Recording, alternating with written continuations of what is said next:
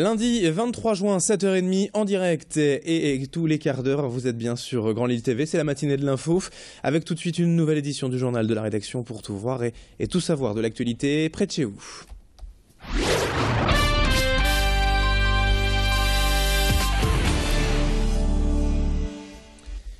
Et on va parler de football tout d'abord dans ce journal avec les derniers résultats de la Coupe du Monde ce week-end. Et vous l'avez peut-être entendu hier soir vers 23h, concert de klaxons et cris de joie à Lille ont accompagné la victoire 4-2 de l'Algérie face à la Corée du Sud. Malheureusement, la nuit a aussi été émaillée d'incidents dans le centre-ville de Roubaix, avec une vingtaine de voitures incendiées cette nuit selon les forces de l'ordre et les pompiers, des abribus caillassés et quelques commerces également vandalisés. Les Algériens qui attendaient en tout cas ce succès en Coupe du Monde depuis 1982 et qui sont désormais bien placés pour se qualifier pour les huitièmes de finale. Une qualification en revanche assurée dès hier en fin de journée par la Belgique après sa victoire in extremis 1-0 face à la Russie. C'est le joueur du LOSC, le jeune Divock Origi, qui a marqué le but vainqueur pour les Diables Rouges sur une passe d'Eden Hazard. Tout va bien également pour l'équipe de France dans cette Coupe du Monde après la superbe victoire des Bleus contre la Suisse vendredi 5-2. Je vous le rappelle, pour l'occasion, la salle de concert de Lille, l'aéronef, avait installé plusieurs écrans géants pour diffuser le match.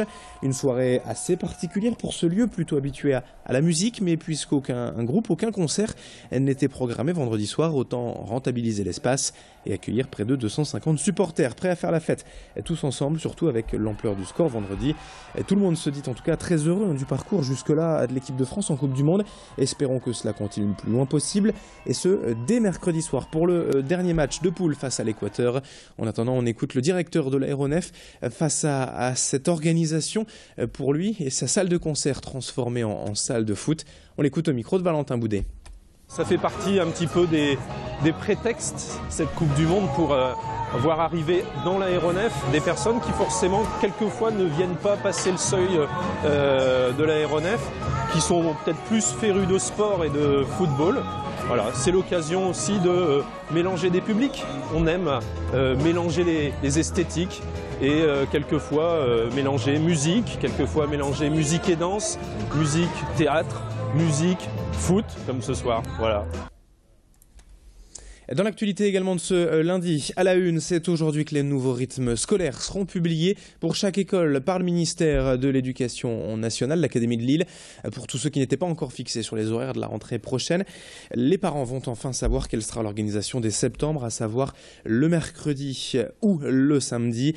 Dans le département du Nord, 80% des écoles auraient choisi le mercredi et 20% donc le samedi. De nombreuses écoles et communes se sont occupées déjà de définir ces nouveaux rythmes et de les annoncé depuis quelques temps. Mais il y a encore des classes dans certaines villes où l'on ne connaît pas encore la future organisation de la semaine. Les parents seront donc fixés définitivement aujourd'hui. Rendez-vous pour cela sur le site internet de l'Académie de Lille ou directement auprès de votre école. Dès vendredi, en tout cas, le rectorat a présenté les modalités de cette réforme dans le département du Nord et Tanguy Lécluse a rencontré et interrogé le recteur de l'Académie de Lille. On écoute Christian Wassenberg. Nous avons travaillé, les inspecteurs de l'éducation nationale ont travaillé. Donc à aucun moment nous nous sommes retrouvés dans une situation de silence entre les communes. La réforme, je le répète, sera bien entendu appliquée sur l'ensemble du territoire français et donc dans le département du Nord. 7h33 en direct sur Grand Lille TV et c'est l'été depuis ce week-end. Peut-être en avez-vous profité samedi et dimanche dans la région pour aller prendre l'air du côté des plages de la Côte d'Opale ou à la campagne. Un avant-goût déjà des vacances 2 semaines avant le premier week-end TER Mer. Bien sûr, la 12e édition cette année de cette traditionnelle opération de l'été dans la région. TER Mer vers les plages et TER Vert pour les parcs naturels. C'est un principe inchangé encore cette année. La possibilité de prendre le train pour 1 € et de faire l'aller-retour dans la journée. Près de 90 000 personnes en ont profité l'été dernier, avec au total 16 destinations possibles et des navettes gratuites pour se rendre de la gare à la plage. Le premier week-end TER Mer, c'est dans 2 semaines, les 5 et 6 juillet. Il y en aura 4 durant l'été. Et TER Vert, le premier week-end du mois d'août, va s'associer cette année au Festival des Nuits Secrètes à Aulnoy-Emery. Quelques explications en plus sur cette nouvelle édition avec Dominique Planck du Conseil régional au micro d'Idil Gunaï. La SNCF est très mobilisée, il y a des volontaires, il y a à peu près 300 volontaires des cheminots qui sont disponibles, qui orientent les gens, qui les accueillent en gare, puisque beaucoup des gens qui participent à cette opération ne prennent pas le train très souvent, donc ne sont pas forcément les mêmes repères que des habitués.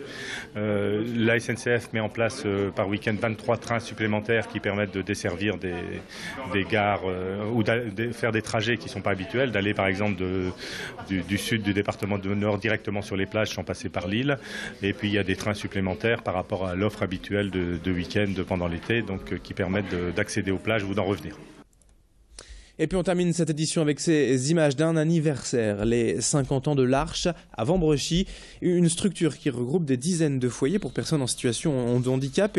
Et pour l'occasion, des marches et des réunions entre les communautés avaient lieu partout en France vendredi. Ici sur ces images à Vambrechy, c'est une communauté venue de Grenoble qui est arrivée au port en péniche et qui a été accueillie par un flash mob réalisé par les occupants du foyer local. Ils se sont ensuite tous regroupés sur le pont surplombant la Deule pour un lâcher de ballon.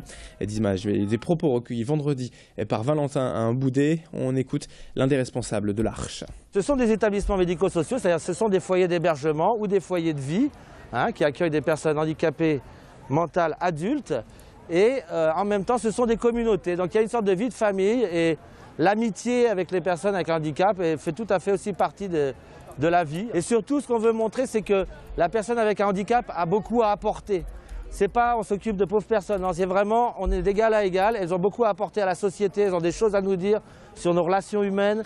Et donc on veut promouvoir ça en vivant avec elles. Parce que l'idée c'est aussi de changer le regard sur la personne.